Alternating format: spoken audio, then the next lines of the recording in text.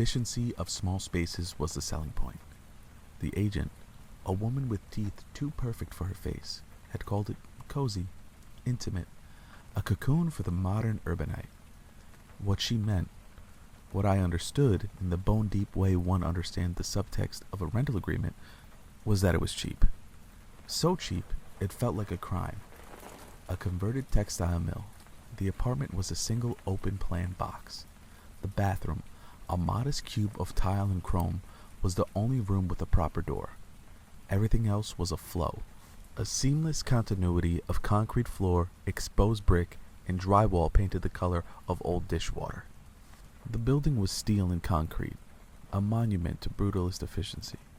It was also, all things considered, fairly silent most of the time. No creaks, no groans, no unsettling sighs of an old house.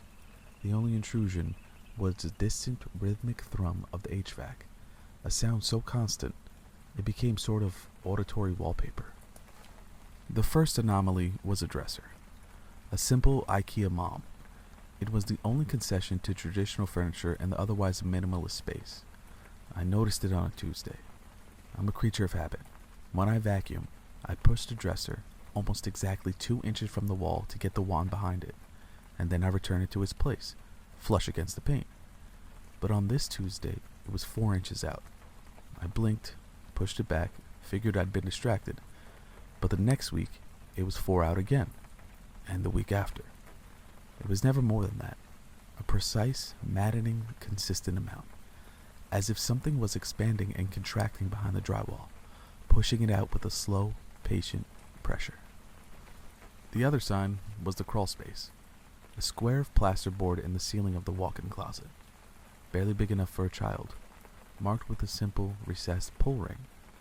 The building inspector had called it a plumbing access, though the pipes for the unit were clearly routed along the opposite wall. It was an orphan space, an architectural afterthought. I pulled on it once out of curiosity. It didn't budge. A month later, I noticed the ring was greasy, a dark, slick residue that transferred to my fingertips, smelling faintly of machinery and sour sweat. It wasn't oil, it was thicker, more organic, like the lube from a bicycle chain, but with a faint coppery tang. One night, I went into the bathroom to take a shower, and noticed pretty quickly that the small, 10-inch transom window above the shower was hinged open. That wasn't too alarming, as I, on occasion, popped it open after taking a shower. Maybe I had forgotten to close it. Then came the sound. It wasn't a ghostly moan or spectral footsteps. It was the wet, muffled percussion of something being forced past its natural limit. The sound of someone cracking their knuckles, but slower, deeper, and with a fleshy, cartilaginous resistance. I'd heard it in the dead of night, a soft pop, pop, pop from the direction of the ceiling. Or I'd catch it while I was watching a movie, a faint series of clicks from within the wall behind the television. I called my landlord, who quickly brushed it off as the pipes. But it was the sound of a body refusing its own shape, a sound that made the ligaments in my own knees ache in sympathy. I started to sleep less. The efficiency of the space now felt less like a feature and more like a trap. The bruises appeared on my right forearm and both shins. They weren't the mottled, chaotic marks of a clumsy bump. They were symmetrical, perfectly oval, about the size of a thumb, a deep, sickly purple that faded to a billowy yellow. My doctor, a harried woman with a distracted smile, called them pressure contusions. Like someone rested a heavy, narrow object on you for an extended period, she said, tapping her pen against my chart. In your sleep, perhaps? I didn't have any heavy, narrow objects. I had a bed, a duvet, and the suffocating proximity of the walls. The bruises were the shape of pressure points, the precise spots a hand or feet might rest to anchor a body while it leaned over another sleeping body in the dark. The realization was so repulsive, it felt like a physical blow. I was being handled in my sleep. I started sleeping with a knife next to me. I started leaving markers. A single strand of hair laid carefully across the seam of the crawlspace door. A dime balanced on its edge against the baseboard of the living room wall. The hair would be gone, the dime inevitably on the floor. The evidence was microscopic, deniable, a draft, a vibration, Anything but the logical, screaming conclusion that was beginning to form in the back of my mind. My paranoia became a religion. I cleaned obsessively, not for hygiene, but for intelligence. I was dusting the radiator, a hulking cast iron relic from the building's factory days, when my fingers brushed against something tucked behind it. Not a dust bunny, not a dead insect. A piece of paper. My hands shook as I worked it free. It was a photograph, low resolution and muddy, printed on heavy cardstock. But I swear, it was me. It was just blurry enough to be deniable, but I wouldn't believe anything else. Through the dark fuzz, I could barely see myself asleep in the bed. The angle was high, looking down from above my bed. I tilted my head back, tracing the line of sight with my own eyes. It came from the ventilation grate. An 8 by 10-inch metal grill set flush with the ceiling, its slats too narrow to even fit a hand through. And the picture was a clear shot, as though the person somehow removed the grill. I called the police. They arrived 5 minutes later. "I'm not doubting you, ma'am," the officer said. He was young, with a patient, practiced calm that was more infuriating than disbelief. "But there are no signs of forced entry. Nothing wrong with your door. No pry marks on the crawl space. No fingerprints on the radiator." "Because he didn't use a door," I said, the words tasting like bile in my throat. I was pacing the small space of my apartment, feeling like a specimen under glass. The officer exchanged a look with his partner. It was the look I'd seen before. The look you give the person who is seeing things. The person who is one bad night away from a 5150 hold. "We'll increase patrols in the area," the officer said, the finality in his tone a clear dismissal. After they left, I locked the door. I pushed a chair under the handle, a token barrier against an enemy who didn't believe in doors, as a small comfort. I sat on the bed and stared at the ceiling. I wanted to call my family. I wanted to leave, but given some issues I don't want to mention, I didn't have that option. A few nights later, I was half drunk on cheap whiskey, the bottle sweating on my nightstand. I was listening. The building was so quiet tonight. The HVAC, the background noise that had become my anchor, was silent. I listened for the clicking, for the wet, muffled pops. There was nothing. The silence was worse. It was the silence of something holding its breath. I had to get out, just for a few minutes. I pulled on my shoes, the movement feeling clumsy and loud in the stillness. I turned off the lights. The building hallway was a tomb of concrete and echoing footsteps. The heavy steel door of the building groaned shut behind me, and I felt a pang of something that was almost relief. The night air was so cool on my face. I just needed to walk around the block, just to feel the open space. I was gone for 10 minutes, 15 tops. As I started walking back, I began feeling a dreadful pit form in my stomach. For what reason other than maybe supernatural premonition, I didn't know. My heart started pounding a frantic, rhythmic beat against my ribs as I approached the door. I turned the lock. The door swung open in the dark. The apartment was just as I had left it. Almost. The light in the kitchen was on, a single bare bulb over the sink, casting a jaundiced, sterile glow. I never left that light on. My breath hitched in my throat. I was frozen in the doorway, my hand still on the knob. The apartment was silent, but it wasn't the empty silence of before. This was a heavy, anticipating silence, the silence of a predator lying in wait. My eyes darted around the room. Everything was in its right place. The bed was unmade just as I'd left it. The dresser was flush against the wall, but the kitchen light was on. I took a step inside, my sneakers squeaking on the concrete floor. I needed a weapon. I needed to get to the kitchen. My kitchen knife block was on the counter, right next to the sink. I crept forward, each step a deliberate, nerve-wracking calculation. I could see the knife block now, the chef's knife, its dark wooden handle a beacon of hope. I was almost there.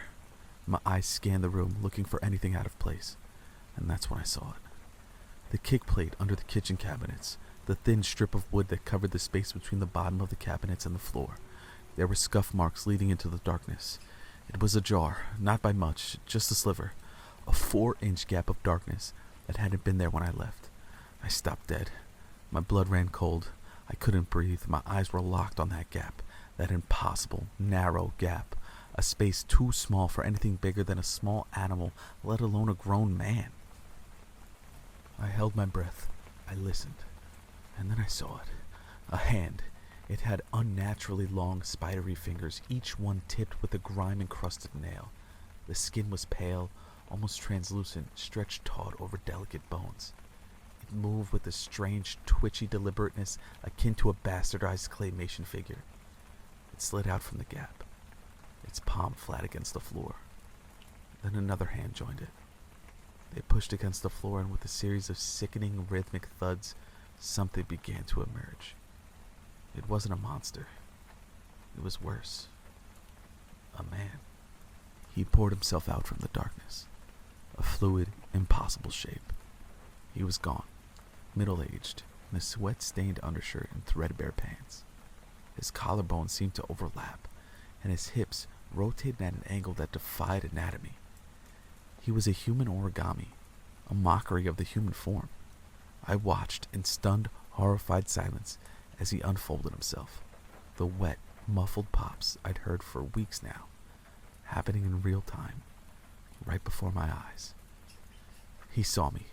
His eyes, sunk deep in the sockets with a glazed over yellow shine, widened in terror. He was terrified of being caught. I screamed, a raw guttural sound that tore from my throat. I lunged for the knife block, my fingers closing around the handle of the chef's knife. He scrambled away, a panicked, disjointed gait that was agonizing to watch. He made some sound, not a scream, but something carnal and animalistic. He moved with a terrifying, boneless speed, a scuttling motion that was all wrong for a man his size. He was a spider, a cockroach, a thing that belonged in the cracks and crevices. He didn't run for the door, he ran for the bathroom. I followed, the knife held in front of me like a talisman. He was in the bathroom, so small I could touch all four walls at once. I saw him lunge for the window above the shower, jumping off the shower bench. I thought he'd get stuck. I prayed he'd get stuck, but he didn't. He had practiced this. With a visceral thwack that echoed in the small room, he dislocated his own shoulders. He didn't even flinch. He contorted his torso, his head lolling at an unnatural angle, and slid through the opening like a snake into a hole. He was gone. I stood there, shaking, the knife hanging limply from my hand. I looked at the window, at the small dark opening that had just swallowed a man. I could see the alleyway outside, the brick wall of the neighboring building. There was no sign of him. I sat in the corner of my apartment, the knife clutched in my hand, my back against the wall. I watched the door. I watched the windows. I watched the crawl space. I watched the kick plate. I listened for the clicking, for the wet, muffled pops. There was nothing. The apartment was silent. Empty. I called the police again. They took a report. They looked at the window. They looked at the kick plate. They looked at me with a mixture of pity and suspicion. They didn't believe me. Not really. How could they? I barely believed it myself. That night, I quickly gathered my things and rented a hotel. 2 weeks later, I got a call. A detective. He said they had him. They had arrested a man in a neighboring town. He'd been found hiding in the insulation of a local elementary school. They'd caught him because the janitor heard a strange clicking sound coming from the ceiling. His name was Reuben Cook, a 44-year-old former tunnel rat from a specialized demolition crew. A man with a rare connective tissue disorder.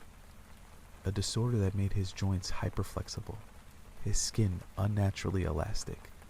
A man who could fold himself into spaces no human should ever be able to occupy. The detective, a man with a tired, world-weary voice, told me about Cook's history. He was a commensal predator, a parasite. He would live in the dead spaces of apartments for months, eating scraps, watching tenants, God only knows what else. His file was a litany of disturbing escalations. He was previously in prison for folding himself into the trunk of a woman's car and waiting 3 days for her to drive to a secluded location. He was also linked to a case 3 years ago after nestling into an apartment. He killed the tenant because they tried to install a shelf that would have blocked his hiding spot. I felt a strange, cold detachment as the detective spoke. a sense of relief mixed with a lingering, gnawing dread. He was caught. The nightmare was over. But then the detective said something that sent a chill down my spine. We found Cook's kit in the walls of your building," he said. "Kit?" I asked, my voice barely above a whisper. "It wasn't just a sleeping bag," the detective said. "We found some wooden boxes. The smallest box, barely 12 inches square, contained a collection of your personal items. A toothbrush, strands of your hair, and a spare key." I felt the blood drain from my face. My spare key. I'd lost it months ago. I'd torn my apartment apart looking for it. I even had the locks changed. A useless, hollow gesture. He'd had the key all along. He could have come and gone as he pleased, but he didn't. He chose to stay in the walls. He chose to be a ghost. Even more, I wondered if he took my hair when I was asleep and most vulnerable. Had that been the reason for my bruises? His strange desire to collect my hair? And why my toothbrush? The medical exam on Cook was strange, the detective continued, his voice dropping to a low, confidential tone. He didn't just have the condition. He had surgically removed his own floating ribs and shaved down his pelvic bone. He didn't want to be a man anymore. He wanted to be a shape. And he's been in your walls since the day you signed the lease. The lease. The cheap, too good to be true lease. The one I signed in a hurry. The one I didn't read as carefully as I should have. The one that had bound me to this space, this prison, for a year. A year of being watched. A year of being a specimen in a cage I didn't even know I was in. I hung up the phone without saying goodbye. I couldn't breathe. The hotel room with its generic art and beige carpet felt like it was closing in on me. I'm in a new house now. Though small, it had a wide open floor plan with no crawl spaces, no attic, no basement.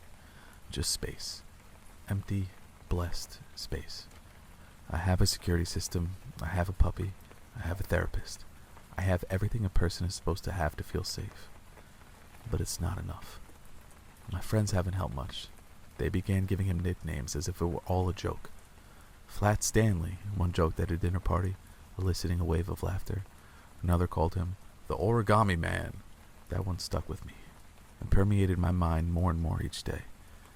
I know they mean well, but they can't understand. The memory is a parasite, burrowing deeper into my brain with each passing day. I can't sleep without the lights on. I can't take a shower without the bathroom door locked and 911 on a speed dial. I can't be without a weapon by my side. I can't walk past a ventilation grate without feeling a phantom pressure on my skin. I feel an itch on my scalp, a ghostly sensation of a lock of hair being pulled. I can still smell the sour, coppery tang of the grease on the crawlspace pull ring. Last night, I heard the house settle, a soft groan from the floorboards, a gentle creak from the ceiling. I was out of bed in an instant, my heart pounding in my chest. I grabbed a ruler from my desk and started measuring. The gap under the front door, the space between the floor and the baseboards, the clearance under the kitchen cabinets. I measured everything, my hands shaking, my breath catching in my throat. The rational part of my brain knew it was just the house, just the normal sounds of the structure adjusting to the temperature and humidity. But the other part of my brain, the part that had been rewired by Cook, knew better. It knew that a man doesn't need a door to enter a room. It knew that a man doesn't need lots of space to exist. It knew the world was full of cracks and crevices, of dead spaces and forgotten corners. It knew that, even if it was small, there was a chance prison bars couldn't contain an inhuman monster that could bend into any shape. And I couldn't shake that feeling that somewhere in some forgotten corner of this new house, a man was practicing his craft, folding himself into smaller and smaller shapes, waiting. I still have nightmares. I still wake up in cold sweats, my hands flying to my shins, my arms checking for bruises. I still hear the clicking, the wet, muffled pops. From blurry glances, I still see the gaunt face, the sunken yellow eyes, the unnaturally thin frame. The detective's words echo in my mind, a relentless, haunting refrain. He didn't want to be a man anymore. He wanted to be a shape that could slip through the cracks, a shape that could hide in plain sight, a shape that could be anywhere and everywhere. I'm at the kitchen table now, the morning sun streaming through the window. The ruler is still on the table. I've been measuring all morning. I measured them all. I wrote them down in a notebook. I'm measuring them again tonight, and tomorrow night, and the night after that. Because I know with a certainty that curdles in my gut that Reuben Cook has a reason to watch me and keep me alive for so long. Even if I don't know what that reason was. And I don't believe he would give up on me so easily. So every time I hear a floorboard creak, every time I feel a draft under a door, I find myself wondering the same thing. Wondering with a cold, sickening dread just how much space a man truly needs to fit.